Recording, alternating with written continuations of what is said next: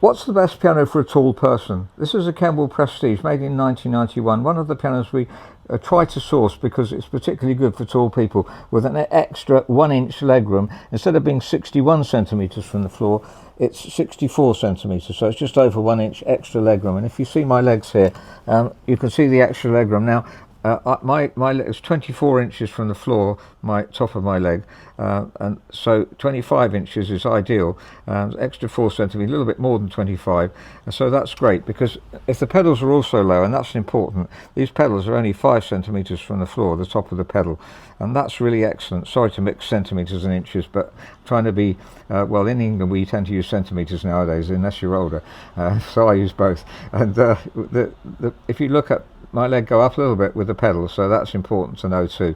So standard height is about 61 centimetres, so an extra 4 centimetres here. Now this is a typical grand piano, and you can see my leg is up against it, so it's 24, it's actually about 61 centimetres on the floor. Pedals, they're quite low, so that's encouraging. It means it doesn't raise up too much with that. So grand pianos tend to be low, and we've got a client just recently, we've been assessing his Steinway for work, and he's also got a modern grand piano, and he wants to get rid of one of the two of them.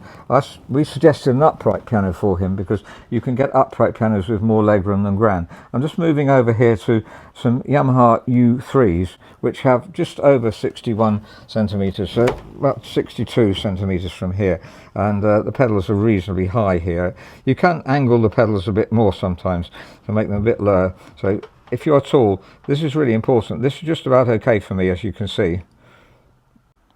A lot of older pianos, particularly German ones, tend to have more legroom. This is a Gretchen Steinway we're particularly fond of, and you can see the extra legroom. It's actually 62.5, but the pedals are also extremely low, 5 centimetres, and angled downwards, which helps tremendously. It's such a well thought out piano.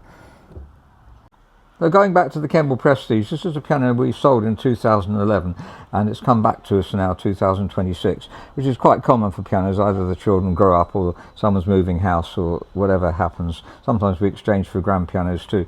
You can see the worn up panel here, and the rest of the casework, I'm not quite sure what it was described as, maybe cherry or something like that, if you're in the trade and know what this one was originally described as. We happen to have another one alongside it. They're extremely similar. I would say they're as good as each other. I've enjoyed playing both, and this one's slightly mellower possibly than that one, but the colour is slightly different as well. You can see this one on the left is slightly darker than the one on the right, so if you're interested in either of them, both would be fine if you're a tall person. Now internally the piano is perfect, and it's not really had that much use. You can always tell how much use the piano's had by looking at the end of the hammers, so let's have a look at them here. Particularly in the middle treble here, it's good to just focus in on the hammers and see how much wear they've had, and you can see extremely little wear, so not really been used at all, which is encouraging. So there's very little regulation to do. We'll always check everything, and I'll show you the check sheet in a minute that we always do, but there's really nothing different to buying a new piano and buying this one, or extremely little. The bass notes will be almost as rich as they were new, and it's a wonderful tone. So there's just a few refinements to do on the piano. We go through the checklist always, and looking at the regulation, which is a little bit to do, pitch raising, and if we look down here we can see the key weighting, which is something we always feature. So ideal key weighting we've mentioned so many times, but just to briefly say, a little bit heavier in the bass, we'll make that slightly lighter. It should be like 50, 48, and then going slightly tapering slightly lighter as we go up.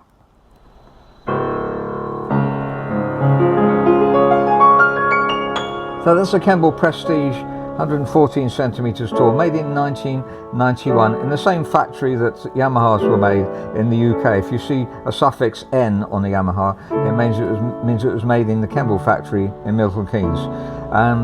Excellent piano, well designed, and I really like the design of this Kemble Prestige and other Kembles that are this height. So we try and source this Kemble because of the extra legroom.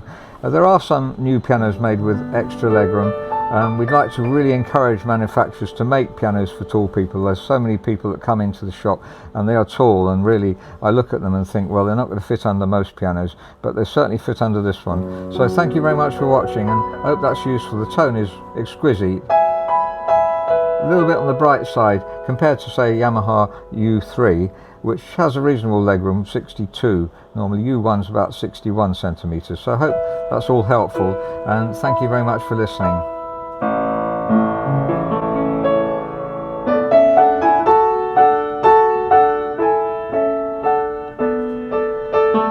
The touch also is so delicate, and we refine that as much as we can. It's really similar to a new piano anyway, but we try and refine it and put it back to exactly the same as a new piano.